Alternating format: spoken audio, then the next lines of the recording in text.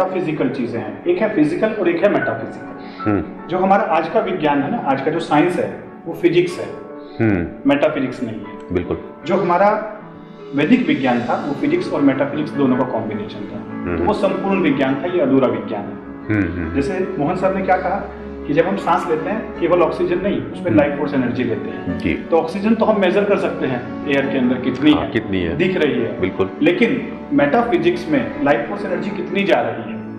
अगर आप केवल ऐसे सांसें खींच रहे हैं, डीप ब्रीदिंग कर रहे हैं, एक्सरसाइज कर रहे हैं फटाफट फटाफट, तो क्या हो रहा है, ऑक्सीजन जा रही है और बाहर निकल के कार्बन डाइऑक्साइड। लेकिन जब आप उसमें माइंड को इन्वॉल्व कर लेते हैं तो फिर वो ब्रीदिंग एक्सरसाइज नहीं रह जाता, फिर वो प्राणायाम हो जाता है। प्राणों का आयाम यानी प्राण अंदर लेना, प्राण मतलब लाइफ फोर्स एनर्जी।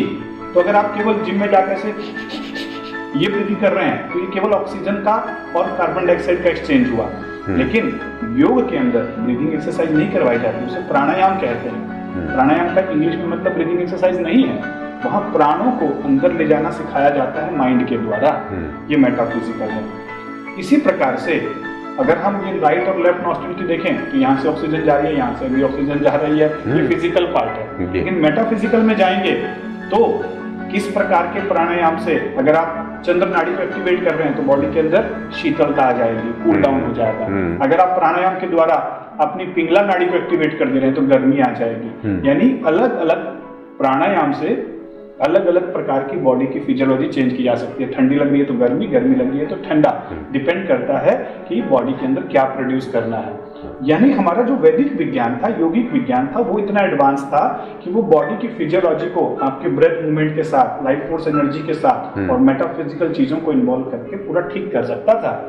मैं यही तो बार बार बताना चाह रहा हूँ कि हमें लड़ना नहीं है कि वैदिक विज्ञान साइंटिफिक है कि नहीं है, क्योंकि वैदिक विज्ञान मेटाफिजिकल चीजों को इन्वॉल्व कर रहा है। मेटाफिजिकल चीजें हम 5 सेंसेस से नहीं देख सकते, या तो हमें फिजिक्स के बियॉन्ड जाकर मेटाफिजिकल क्वांटम फिजिक्स को पढ़ना होगा, क्वांटम फिजिक्स बेस्ड डिवाइसेस लानी होंगी और ये मेटाफिजिकल चीजों को हम फिर डिवाइस की मदद से देखें, या फिर हमारी 6 सेंस हम डेवलप करें और ये मेटाफिजिकल चीजों को जो विज्ञान बता रहा है हमें बंद नहीं करना, हमें एक्सप्लोर करना है। साइंस मतलब एक्सप्लोरेशन। हम एक्सप्लोर करें ना कि जो वैदिक विज्ञान में बताया गया उसे साइंटिफिक कैसे बताया जाए। लेकिन अगर हम उसे अनसाइंटिफिक बोल के बंद कर दें तो ये साइंस नहीं हुआ। बिल्कुल। और इतनी अच्छी चीजें, मैं जिम का अगेंस्ट में नहीं जा रहा हूं, लेकिन जिम के कॉन्सेप्ट को जो प्रोटीन के साथ, स्टेरॉइड्स के साथ जोड़कर डिस्टॉर्ट कर दिया गया है, केवल बॉडी बिल्डिंग बनाकर उसे गड़बड़ कर दिया गया है, उसके अगेंस्ट में। जिम का मतलब है बॉडी मूवमेंट, जिम का मतलब है फ्लेक्सिबिलिटी, जिम का मतलब है फिटनेस, जिम का मतलब है स्टेमिना।